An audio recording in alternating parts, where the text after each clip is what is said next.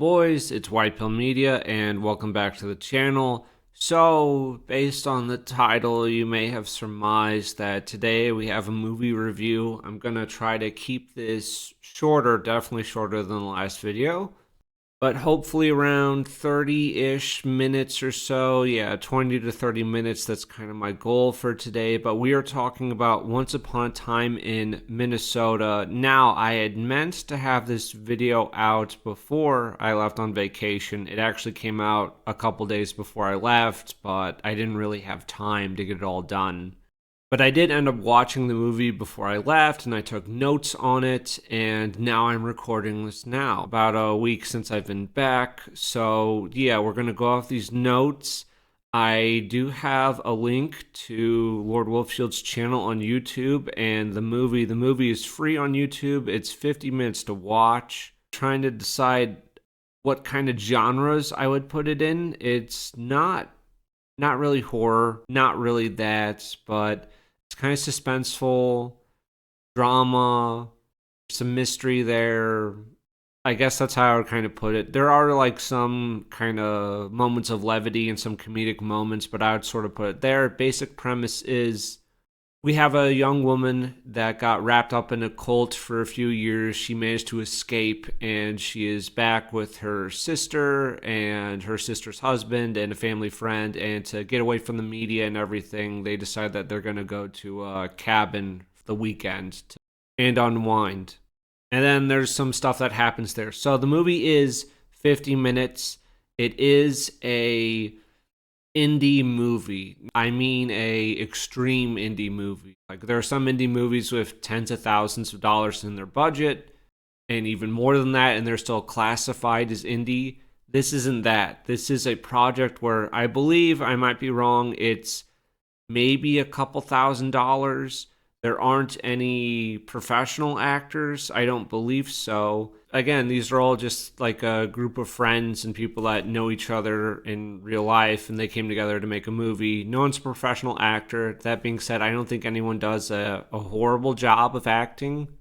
I would say probably the best for me, sort of the standout performances, were a guy at the end. And yeah, I'll mention him when we get to that because it's kind of spoilery. And then the cult leader actor as well. I think they kind of stood out for me as being a cut above the rest. Not that the other guys were terrible or anything like that.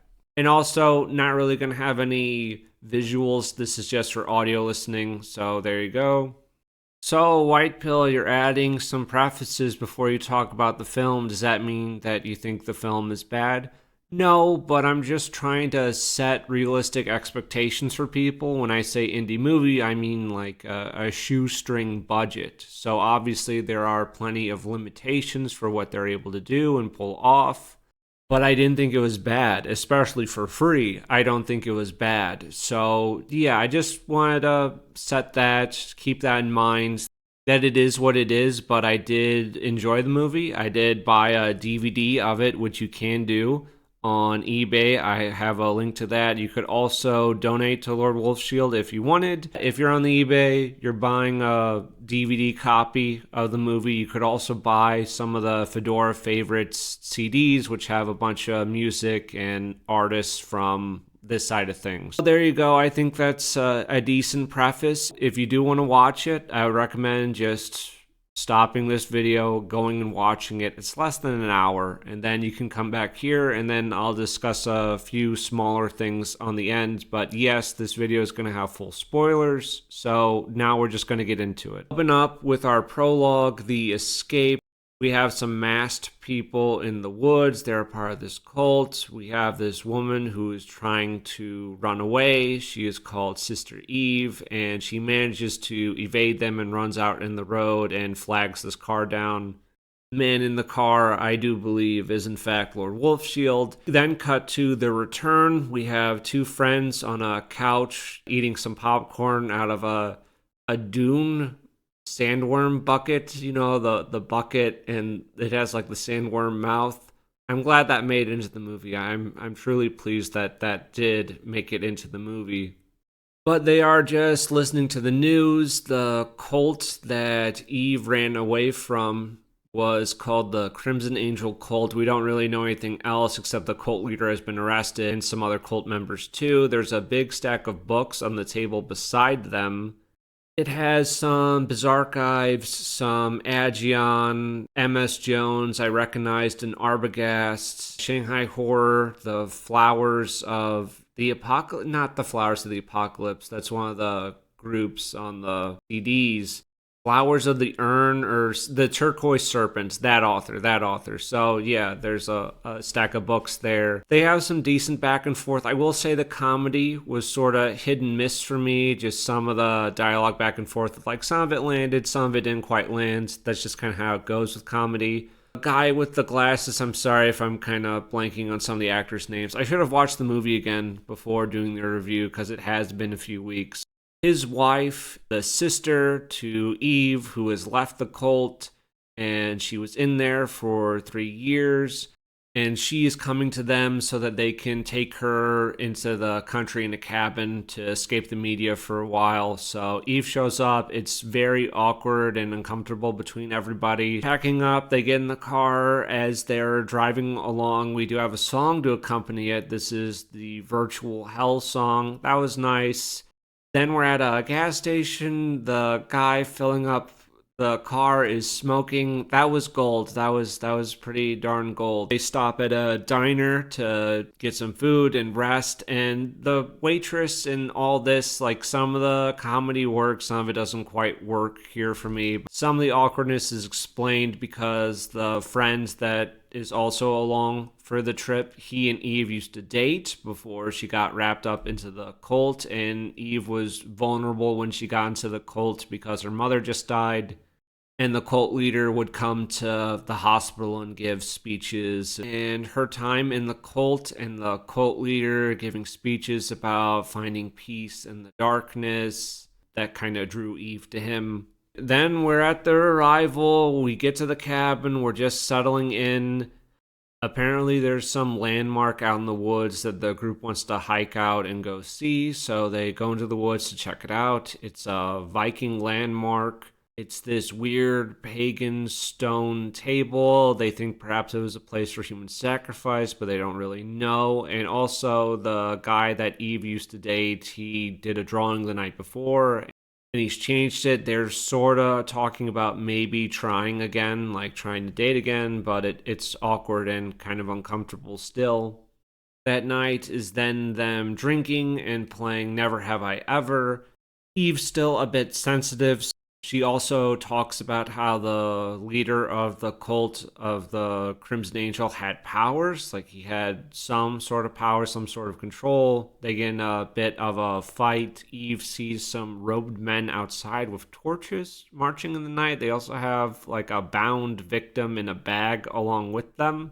Eve wants to go stop them. The group fights, but they decide that they're going to go bring the victim back to the cabin and stop whatever the hell is going on.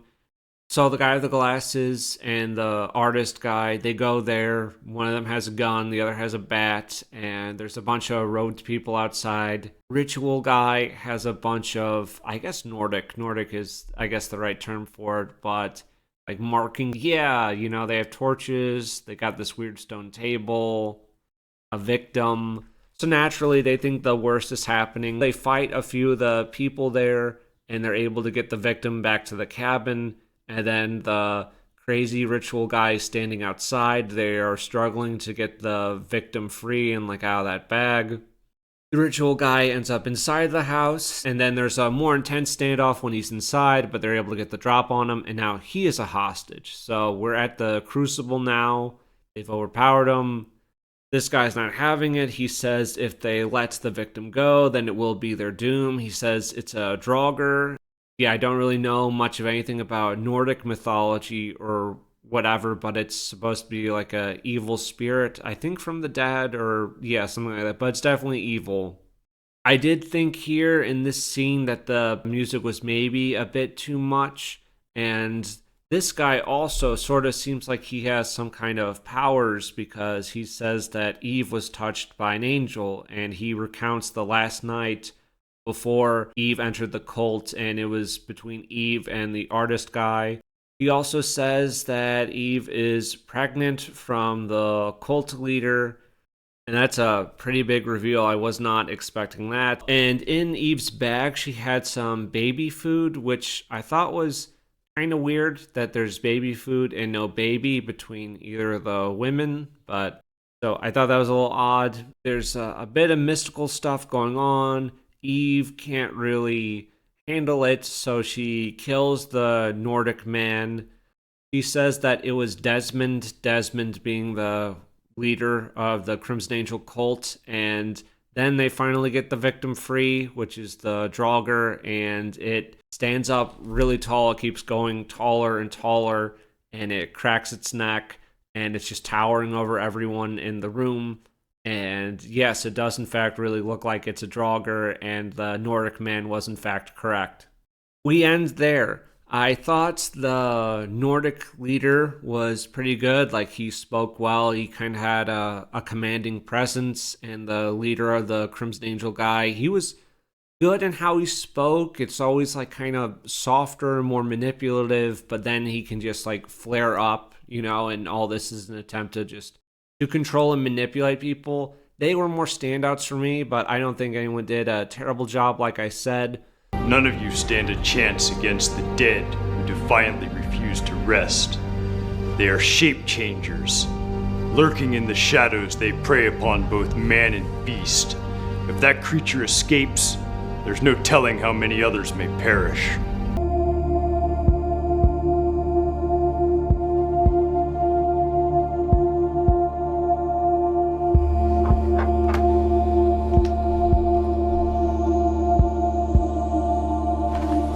Were you planning on saying goodbye? Or did you think you could just slip away? Stay away from me.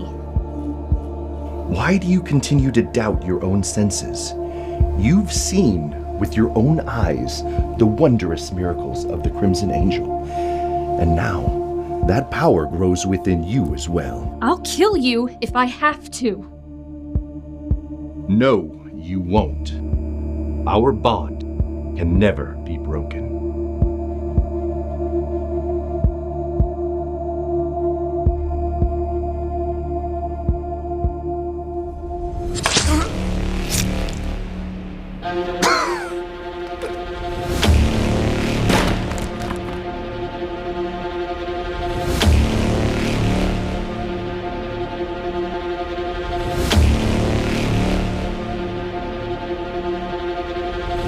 Holy shit! It wasn't him. It was Desmond. It was Desmond. In terms of settings, like how many different scenes do we have? We started with Eve running into the woods, and then we're on the side of the road. We're inside the house waiting for her. Then we're at that diner. We're at the cabin. We're out in the woods. We're back to the cabin. So we don't have a ton of scenes or setting, but I think they're all used pretty well. The restaurant doesn't quite look like a restaurant, but I also acknowledge that, they tried their best with what they could do to try to make a place look like a restaurant. So I think that was fine. I thought all the action was good. Not that there was a ton of it, but yeah, I think the action scenes were done pretty well. There's definitely a lot of like interesting stuff going on in the background. It's like, yeah, if they had like a much bigger budget and they could make a full 2-hour movie or something like that, you could probably have gone more into the Crimson Angel stuff and the Nordic guy and what they were doing out there. But for what they had, I think it worked well enough, and I did like it. And I do enjoy that you have a guy that's like, you don't know what you're doing, you're going to unleash this terrible destruction on the world, and it looked really bad. They have painted faces and they have torches, they're out in the woods, and it turns out, yes, he is in fact correct. I think Eve's kind of frantic state of mind and her stabbing the Nordic guy at the end makes sense. I mean, she was in a cult for 3 years and she's kind of flipping out. We have this other guy who also seemingly has powers or something. I think he probably does to some extent. I mean, we've just proven by the ending that there is mysticism and like magic out in the world. We have the supernatural creature. I don't think anyone survives in the end with this Draugr in the cabin. Probably not. And I don't know how many other people this Draugr would kill. In terms of pacing, I think it's all paced pretty well. You kind of have to fit in this whole narrative really within 50 minutes. So that is a struggle. That is something that you really kind of have to work with. Yeah, maybe here and there it's a little rushed or condensed, but that's also just the reality of the limitations that you're being put in. It's what you're being forced to do. And I think it's done pretty well with our setup with Eve in the woods, and then our introduction of the other characters. We're on the road for a bit, then we're at the cabin. You have to do like setup, climax, and resolution all within 50 minutes. So certainly challenging, but I think Lord Wolfshield did a good job with trying to balance the pacing. Music, for the most part, I did enjoy. There was maybe one or two scenes where it was a little much, like sort of in the background, right? And it was sort of cutting into the dialogue that the actors were saying. But outside of that, I thought the music was very good. The cinematography, the camera work, and all that, I didn't really have any complaints there. That all looked good too. So yeah, looking forward to whatever he comes up with next. But check out the Fedora Favorites stuff if you want some music. And then he has some shorter films on his YouTube channel as well that you should also check out. And there we go. Those are all the heavy beats, really. I think I could have, done a little more analysis on some of the back and forth dialogue, but for the most part, the dialogue mostly felt fine. There were maybe a few parts where I think the audio didn't sound quite great. And then you have the credits. Not a ton of people worked on this, but I think everyone put in a good amount of work and effort. I did recognize AJ Bell in the credits, so yes, good work on that, AJ. Maybe Lord Wolfshield is the only one, but there's not really anyone or a ton of people making movies or feature-length projects, stuff like this. So yeah, if you would like to see more stuff like this, if you would like to see it bigger and better and with a larger budget, then yeah, check it out. Buy a DVD, send some support to Lord Wolfshield. But yeah, I think right now on YouTube, this is just kind of awkward and uncomfortable, but he has 666 subscribers as of now, the middle of the day on Friday, June 13th. So that's uncomfortable. Let's get him above 666, can't we? And some other projects on his YouTube, which I had not checked out before, which I probably should have, but I just sort of overlooked it, is I noticed these little shorter films that he has on his YouTube channel. I had already watched Baby Teeth, which was a couple of years ago, because I think it was in the first Bizarchives or one of the early Bizarchives. He had a story in there, Baby Teeth. And it's not a very long short film. It's 16 minutes. Yeah, so I won't really spoil Baby Teeth, but it's essentially a man is visited by a creature and there's a bargain to be made. I really liked Baby Teeth. Check it out, 16 minutes. We have The Banjo Man Cometh, which is 9 minutes, 24 seconds. It's about a banjo man. And yes, he has cometh. So I don't want to spoil it because these are so short and it's like, I don't know, 9 minutes, right? That did make me smile and chuckle a couple times. So again, it's free. It's 9 minutes. Check it out. And then No Country for Bigfoot. This one is, I think Baby Teeth is the best of the three for these shorter videos. But No Country for Bigfoot, very good. We essentially have a film like it's a TV series, and we have a Bigfoot that is in disguise and he's in the woods looking for Bigfoot with these two clueless hunters, right? I liked it. I was not expecting what happened in the video, so I was pleasantly surprised. I thought that was an excellent twist that I did not see coming, and yes, it did make me laugh. Check all those out. I know this is kind of a shorter video, yeah, but it's like, it was a 50-minute film. I believe I hit all the bases. And I know this is a shorter video, but the travel log was like 5.5 hours. So give me like a 20 to 30 minute video here. What's coming next? So, yeah, I should have a System Shock 1 video out in probably 2 weeks, then System Shock 2 after that, and there might be some shorter like movie analysis stuff to sort of fill up the weeks. I would like to try to have weekly uploads. I know that's not something I'm going to like die on that hill for, but I would sort of like to push myself for that. I did manage to find the next booktuber whose books I want to read, but that will also be probably, yeah, well over a month, probably closer to 2 months away from that for the next cultural drive-by. If you like the video, you could like. If you want to subscribe. But outside of that, yeah, the last video I did was a travel vlog in Ireland, so you can check that out. I also have some other videos were a little eclectic on this channel, but that's going to be it for me. Thank you for watching. Check out Lord Wolfshield's stuff. White Pill Media out.